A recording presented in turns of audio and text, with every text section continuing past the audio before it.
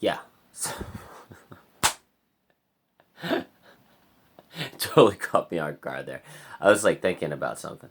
I was like, you ever get drunk and say something to somebody in your life and you're like,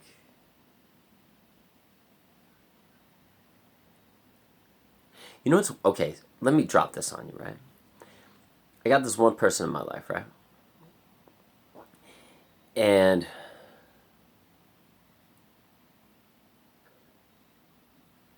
like one of my friends, like Dr. S, vows that I should like be with this girl. He's just like, man, you should be with that girl. But I'm not attracted to that girl. You know what I mean? You ever get like pressured by like your other friends to be with a person that you don't want to be with, and it's like, I don't know. I think some of your friends, they think they know you really well, or they know you better than they know you. You know what I mean? And they're like, oh, she'd be perfect for you. And you're like, no, not really. Like, I think it's great that you think so, and I'm sure like a lot of people might think so because we've been friends for a very long time. But like, I don't know. And the worst part of it is like he's implemented that in her head, and now she thinks like, I don't know. I was just looking at my shoulder, but like now it's just like, I don't know, fuck, right? So yeah, I don't know. So it's just like, yeah, whatever. So I don't know if that's ever happened to you before, where like a group of your friends or like one of your friends like wants you to get with somebody, and they like put pressure on you to get with that person, or they keep bringing it up like, I'm telling you, I still think she'd be the perfect one for you, or I still think he'd be the perfect one for you, whatever the case may be, but you don't like that person. It's just like, how do you really tell? Like, I don't know, man. Like, I just keep telling him like, no, it's not gonna happen, dude. Uh, so yeah, it's fucking really nice out today, man. Um, my favorite musician came out with an album yesterday, and I absolutely love her music. And I guess you could say she's the only musician I could cry to. It's really weird, man. Like, I feel like she knows the borderline personality disorder community more than anybody, because I think she is borderline. Because like the shit she sings about, like the really sad shit, you're like, oh, she knows.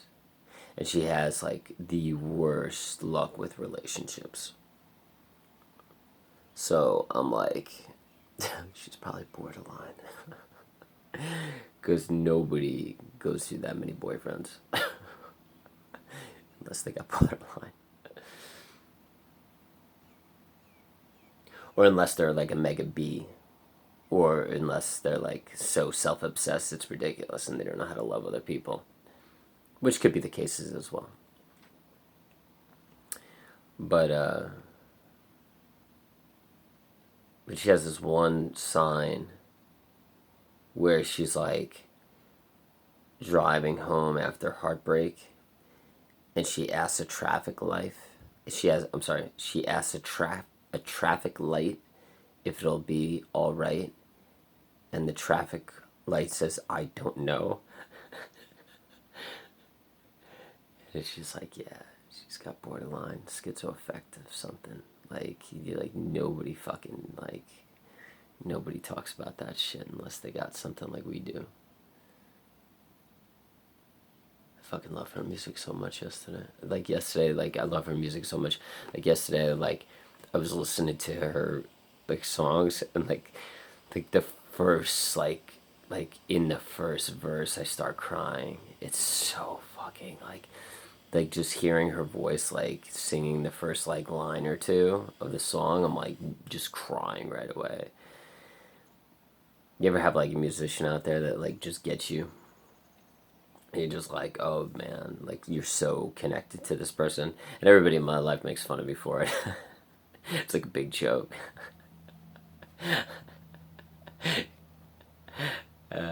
It's funny.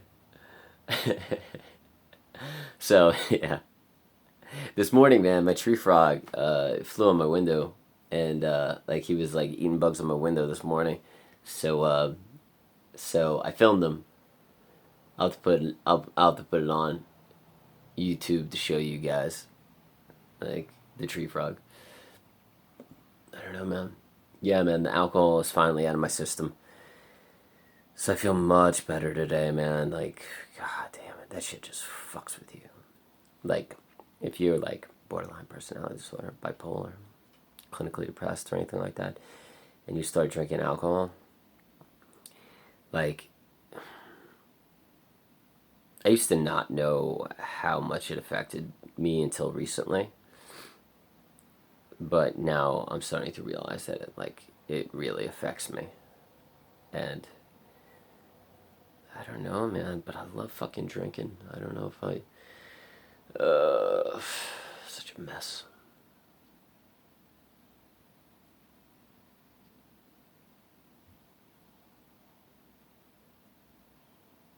And it's the only thing that really, really makes me horny because I'm like such a philosopher. So sad.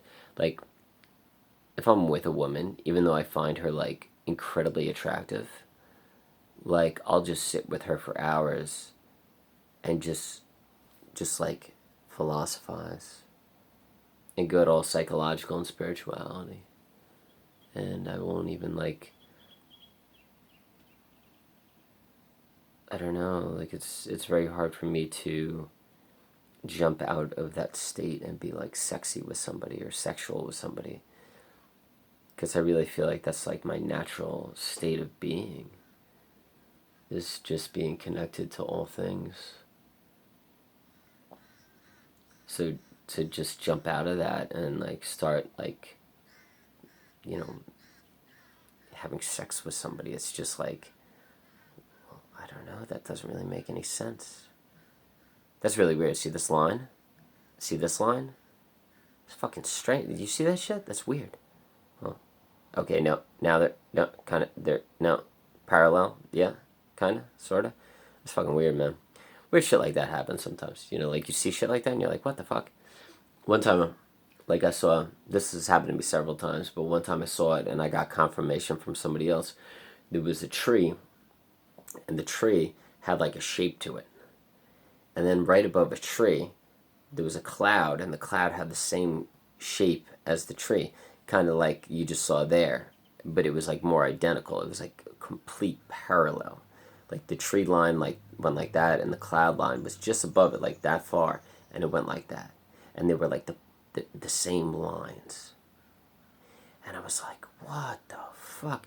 And I turned to somebody that was jogging with me, and I was like, you know, because I was a basketball coach at the time at summer camp, and we were doing Indian sprints because I'm pretty good at basketball, and but I don't claim to be. Yeah, so that made no sense. So I pointed to the kid next to me. He was like 16 or 17 years old. He was a high schooler, and I'm like, dude, I'm like, do you see that? And he's like, what the fuck? And I'm like, yeah, man. I'm like, that's fucking insane, right? He's just like, yeah. I'm like, that's the reason why there is like some alternate, like universal God power out there. You know what I mean? It's just like, shit is too fucking weird on this planet to be mistake. Like all that science shit, like Big Bang shit. Those people are fucking idiots, man. Those people are so blind. They're so goddamn blind to the world. They're just in their little fucking cubicles or in their little fucking basement labs, and they're trying to figure the fucking world out by like, you know, connecting like fucking atom to atom, and like they probably fucking never spend time outside. Like seriously. And if they did, they'd realize that like there's some crazy ass shit going on. Seriously, dude. I mean, like, it's no joke. Like, if you spend time outside, like, just taking a walk every day, you'll see some fucking heinous shit after a while. And you'll be like, holy fuck.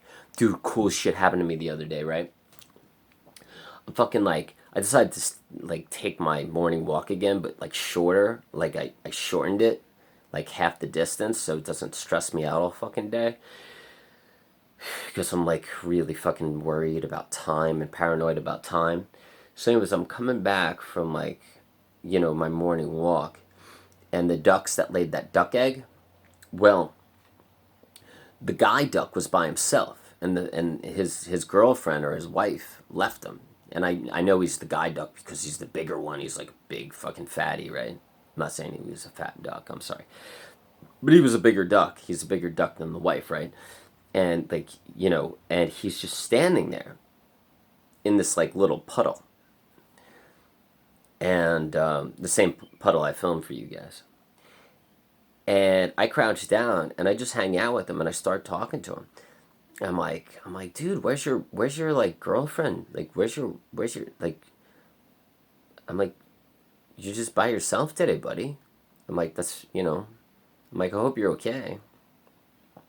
And he just like was hanging out with me, and I was just like in the middle of the street just talking to this guy.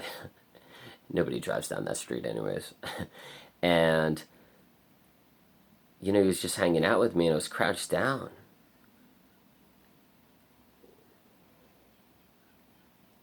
And all of a sudden, he picked up his leg, and he was only standing on one leg.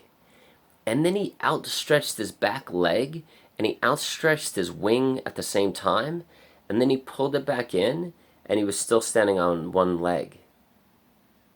And then he pulled it back. He pulled his leg back again and his wing back again while still standing on one leg. And he pulled it back in. And he was still standing on one leg. And like just me looking at the beauty of him, like he turned and he looked at me, and we were just looking at each other for like 3 minutes. And like I was completely connected to this duck. And like I knew that this like duck in some weird way knew that I was like a yogi, and like I teach yoga to people at hostels whenever I stay at hostels around the world, and I'm constantly balancing myself on one leg, especially when I dance. I have like this Hindu yoga move that I pull off when I dance at festivals and at clubs around the world. And people are just like, they're like, how the fuck is that guy doing that shit? I'm really fucking, goddamn it, man. My dancing is fucking off the goddamn chain. I think that the more like, club scenes you went into but going back to the duck, I think I think the duck was doing that because he like somehow knew that I do that a lot, like the one-legged, outstretched pose a lot in yoga, and like I think he like wanted to kind of. And I was about to ask him if he was just trying to show off for me. I'm like, dude, you trying to show off for me, Mr. Duck? But I didn't. But like, and then I looked at the trees after I was looking at the duck, and then I looked over, and there were these two dogs looking at me and the duck. And they were just like sitting in this driveway, and they were just watching me and the duck. And it's like the dogs, me, and the duck, and the trees and the clouds were completely connected. And the duck was looking at me, and the dogs were looking at me and the duck. And none of us were speaking.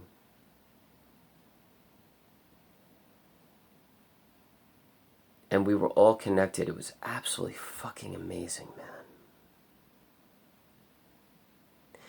And then I got up and I thanked Mr. Duck, and I walked away, and for the rest of the time when I was walking home, I was completely present, without thought. And it was so absolutely amazing. This world is unbelievable. It's absolutely unbelievable.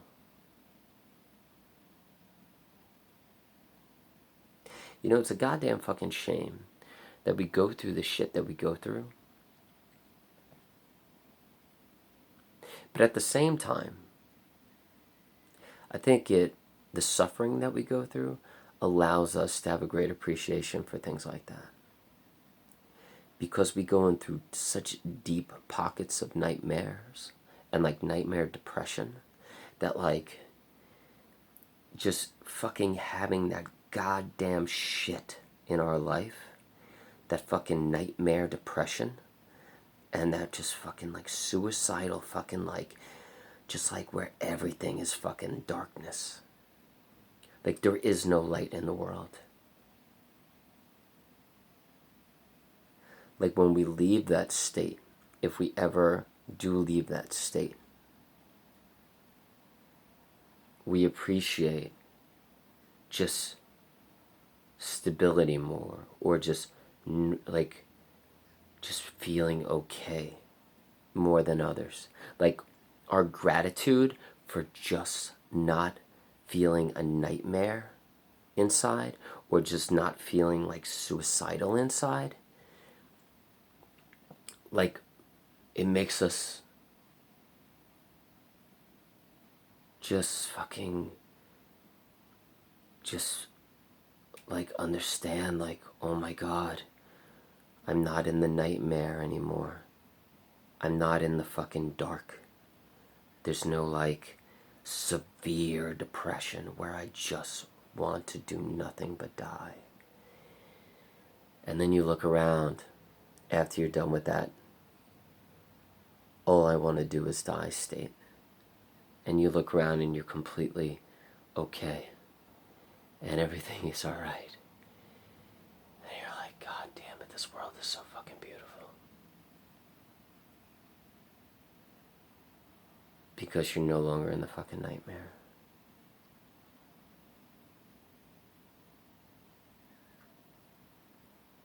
So I really believe, I think the level of spirituality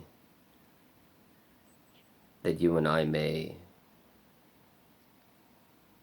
be in touch with once we leave that nightmare depression or that darkness is so much greater than the average human. Because they're just fucking... I really do believe most of them aren't connected like we are. Because they don't have a base understanding for what real suffering is. Like what real darkness is. They don't go through it like we do, man. There's this guy named Tim Ferriss. I'm not a big fan of Tim Ferriss. You probably know who he is if you're like bipolar or borderline. But in my old book, when it was 267 Word doc pages, I talked about something Tim Ferriss said in a TED Talks once. Tim Ferriss did this TED Talks once. I don't know if you're familiar with TED Talks. But Tim Ferriss said that the average human, just the average human, without bipolar, because Tim Ferriss has bipolar, the average human that's not bipolar goes through about 6 or 7 stages in their life. From age 0, when they're a baby, to age 95 until they die at age 95. So for about 95 years of an average human's life, they probably go through 6 or 7 episodes where they're so depressed that they want to kill themselves. 6 or 7 times in a 95-year career as an average human. They probably experience suicidal depression 6 or 7 times. And then he said that a bipolar person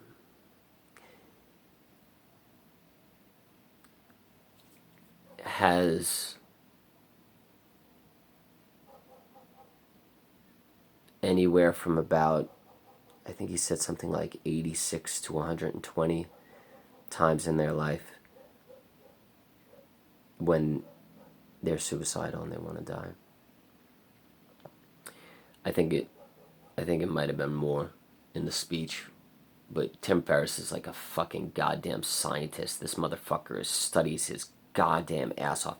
Motherfucker went to like Princeton University, that kind of shit, right? So this motherfucker's like that's his whole life is just studying shit. He's insane, dude. you know, he's got a shitload of followers because he's just fucking balls to balls goddamn crazy. But like, yeah, but fuck, man. I mean, I'm fucking 42. I'm only 42 years old, and I can't even tell you how many times I've been suicidal. I mean, I'm on video 91, and if you could backtrack and watch just these 91 videos from the last 4 months, I was probably suicidal for fucking, I don't even know how many of them. And I film these goddamn things pretty much every day. And I think the reason why that number is low for people that are bipolar and borderline, you know, that it's only like 67 to, 86 times to 120 times that they're suicidal in their life, is because most of us kill ourselves. That's why that number isn't fucking higher. Because I'm probably at like 150 right now. Because I'm like 42. Fucking probably, I don't even know how many I'm at. Times I've been suicidal in my life. But most people that have our conditions, borderline and bipolar, fucking, the rate of our suicide is fucking atrocious. And I think a lot of that has to do with nobody fucking understands us. Nobody interacts with us. Everybody's scared of us, or they're fucking feeling sorry for us, or they're worried about us. And like, how do you think that makes us feel? That makes us feel completely fucking alone. When somebody feels sorry for you, it's the worst fucking feeling in the world. I would rather have somebody fucking hate my guts than feel sorry for me. You probably feel the same way. It's just like when somebody feels sorry for you, like, oh my god, how are you doing today? You just want to fucking either like punch that person in the goddamn face or kill yourself. Because like it only makes you feel worse. I got a couple of chapters in my book that talk about that. Where it's just like when people do that to you, it makes you fucking feel worse. So stop fucking doing it. Like the greater majority of my goddamn book is for your fucking parents. It's not for you. Because you know what this shit is all about. It's for your fucking friends and family. Because they always do the wrong shit. They always take the wrong steps. Because they're listening to fucking stupid ass psychiatrists that don't even know what the fuck they're talking about. They're like, oh, be there for your child and blah, blah, blah, blah, blah. No.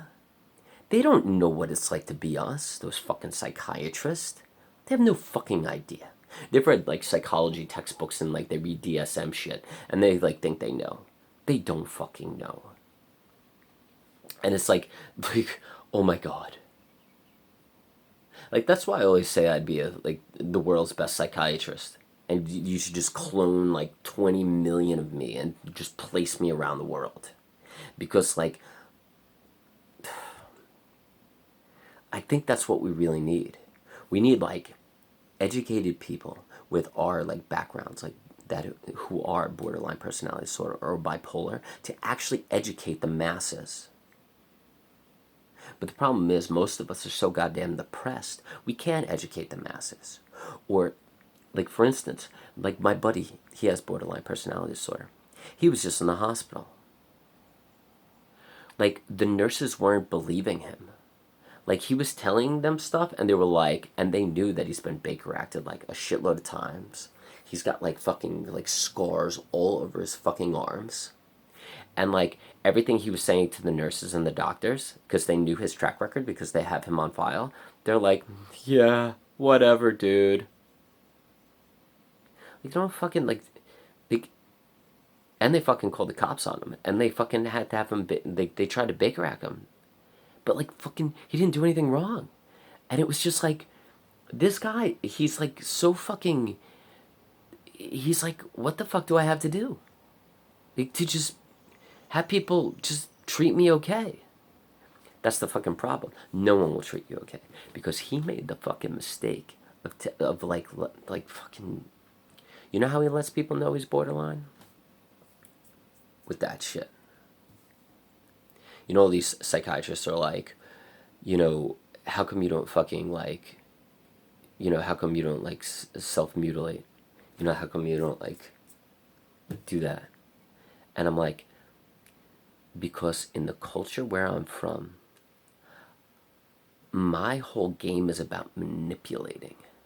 If I feel like self-harming, I'll either fucking just beat the fuck out of myself and just punch myself in the goddamn skull. I think I've actually cracked my skull. Like, it fucking... Because like, doing that a few times, you're like, oh my god, fucking no more, please, god damn it. Okay? Wakes you the fuck up. But guess what? There's no fucking evidence that you're mentally ill or borderline or bipolar. There's none of that shit. You know, so you need to know how to fucking work the game. Like, or just fucking pen yourself. Put a pen all over yourself. Whatever the fuck it is. But once you start cutting, like, everybody fucking knows. Like, I remember my friend, I'll call her Dr. S. My friend Dr. I'm sorry, Dr. N. My friend Dr. N. I went to church with the guy that has, like, borderline personality disorder. And we get out of church, and everybody's scared of him at church. Because of, like, they know. Like, they're scared shitless of this guy. And they, like, every time I've gone to church with him, they look at me like there's something wrong with me because I'm hanging out with him. What the fuck, man? So now all of a sudden you're labeling and judging me just because I'm hanging out with someone with borderline? Is it that fucking bad? Like really? Is it that fucking bad? Obviously it goddamn is. That's why Marshall Linehan says never tell anyone you have borderline. Ever. Because they immediately, they just fucking judge you. They're fucking scared of you. They fire you. Whatever the fuck it is. They don't believe you. They make up shit about you. Thank God for fucking Marshall Linehan, man. God damn it, I love that girl. So, but like, yeah, I was coming out of church with him, and everybody was ignoring him at church, or they were like scared of him at church, or they were like judging him at church, and then they were also judging me. And then my friend Dr. N pulls up, because like she was supposed to meet me at church, and we were supposed to go back to her house and hang out. So she pulls up. She only meets the guy with borderline. I'll call him Dr. B. She only meets Dr. B for like 15 seconds. She shakes his hand. And like, I say goodbye to Dr. B. I give him a hug. Me and Dr. N start walking away. And she looks at me and she's like, so he's a cutter. He's probably got like borderline or something, doesn't he? She only met the motherfucker for like 15 seconds. So it's like, you gotta be smart about this shit. His life is fucking ruined for the rest of his life. Just because of this shit. Shit ain't no joke, man. Like, people judge you. Shit ain't no fucking joke, man. People judge the fuck out of you. It's sad. God damn it, I just went off on a fucking tangent. But it's like, you know, not only, you know, when I was talking yesterday in like video 30 about our lives being sad, we're also being seen by the rest of society as something that they don't want. That's why that one chapter in my ebook, description below, by the way, you should fucking buy that shit. It's only a goddamn fucking $1. Jesus Christ, how many times do I have to promote that fucking thing? It's called Cockroaches. Read that fucking chapter. Even if you gotta spend $1 just to read that goddamn chapter, Cockroaches, fucking read it. I don't know, it's like chapter 26. It says like cockroaches that weren't invited or something about cockroaches. That shit is fucking sick. And then read goddamn Teeth. I think Teeth is like chapter 13. It's called Teeth. Like teeth. And I wrote it because I got all these fucking shit teeth. And you know what that shit is? That's from childhood emotional neglect. That's from childhood neglect. My parents didn't even fucking care if I brushed my teeth. I remember once I went like 35 days without brushing my goddamn teeth. And then I went to the dentist, and the dentist was like, I could tell you haven't brushed your teeth in a month. At least. Fuck. Alright, I gotta go. Peace. Yo, have a good day, man. It's Saturday. Fuck.